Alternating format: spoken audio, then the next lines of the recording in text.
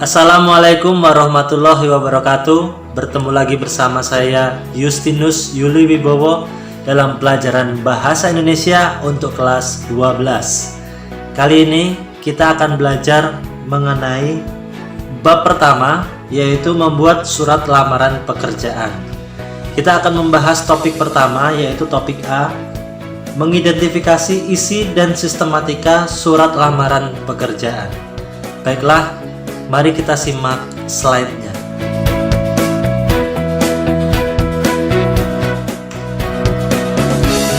Tujuan pembelajaran dalam pembelajaran mengidentifikasi isi dan sistematika surat lamaran pekerjaan ini, yang pertama, siswa diharapkan mampu untuk menentukan isi dan sistematika dalam surat lamaran pekerjaan. Kemudian yang kedua, siswa diharapkan mampu untuk menemukan hal-hal penting dalam surat lamaran pekerjaan. Selanjutnya, sebelum kita mulai, kita akan membaca dulu sebuah contoh surat lamaran pekerjaan. Mari kita baca bersama-sama. Balikpapan, tanggal 20 November tahun 2015. Yang terhormat Direktur CV Multimedia Utama, Jalan BI Panjaitan 57 Balikpapan. Dengan hormat, menanggapi iklan pada harian Kaltim Pos tanggal 15 November tahun 2015 tentang penerimaan pegawai baru. Dengan ini saya mengajukan surat lamaran untuk jabatan supervisor alat berat. Adapun kualifikasi saya, nama Suroyo Sinambela ST. Tempat tanggal lahir Tulungagung tanggal 31 Oktober tahun 1981. Pendidikan S1 Teknik Mesin. Alamat Jalan Meratus nomor 276 Balikpapan. Sebagai bahan pertimbangan berikut ini saya lampirkan: 1. Fotokopi ijazah, 2. Daftar riwayat hidup, dan 3. Surat keterangan catatan kriminal. Besar harapan saya atas terkabulnya lamaran ini. Hormat saya, Suroyo Sinambela ST.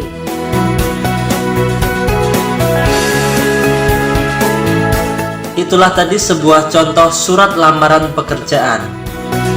Dengan contoh tersebut, kita bisa melihat sistematika surat lamaran pekerjaan itu adalah sebagai berikut.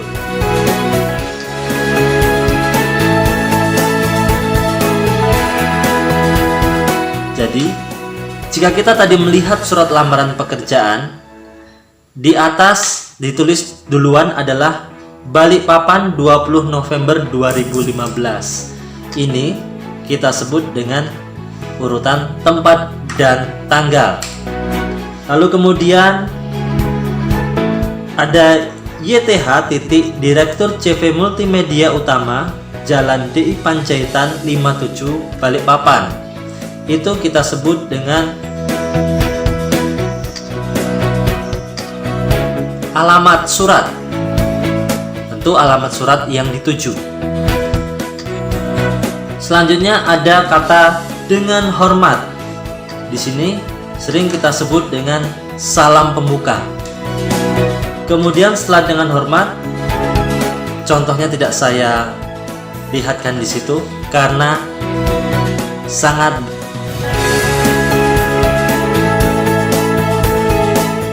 banyak sekali, sehingga saya beri panah berwarna merah, yaitu kita sebut saja dengan isi surat. Nanti kita bisa lihat di slide selanjutnya tentang isi surat ini secara khusus.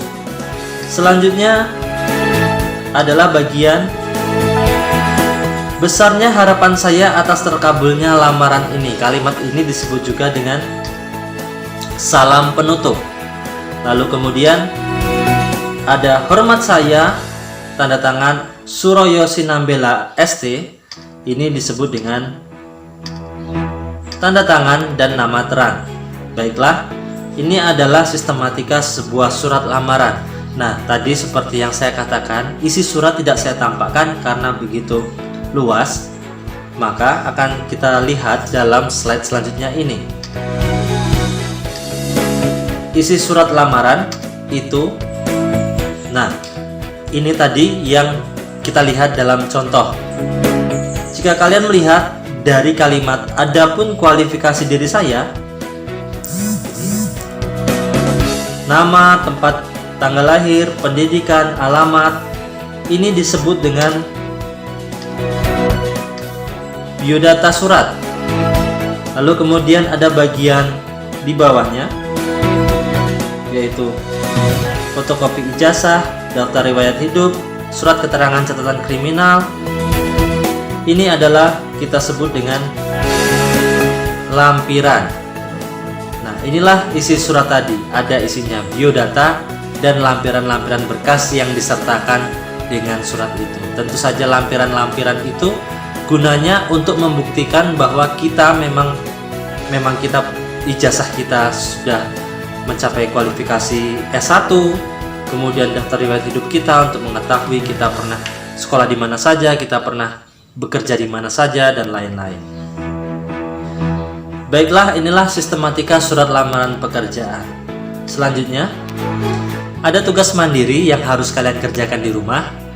Tugas mandiri itu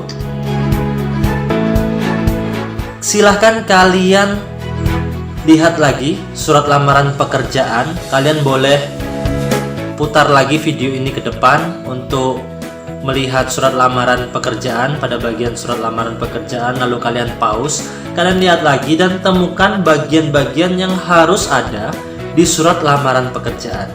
Maksudnya di surat lain tidak ada, tapi di surat lamaran pekerjaan harus ada. Silahkan kalian temukan, dan silahkan kalian boleh bertanya ataupun menjawab melalui grup WhatsApp kita. Tapi jika bagi kalian yang nonton di YouTube, channel YouTube saya, silahkan kalian sampaikan di kolom komentar bagian-bagian apa yang harus ada di surat lamaran pekerjaan. Itu tugas mandirinya, silahkan dikerjakan. Terima kasih, sampai jumpa pada topik selanjutnya, yaitu memformulasikan unsur kebahasaan surat lamaran pekerjaan. Bagi kalian yang nonton di YouTube, silahkan kalian subscribe supaya kalian tidak ketinggalan video selanjutnya tentang topik B, yaitu memformulasikan unsur kebahasaan surat lamaran pekerjaan. Supaya dapat mengingatnya, silahkan juga klik lonceng notifikasinya. Lalu jika kalian suka video ini, silahkan beri like sebanyak-banyaknya supaya kita bisa membuat lagi video pembelajaran yang lebih menarik. Baiklah, terima kasih. Saya akhiri. Wassalamualaikum warahmatullahi wabarakatuh.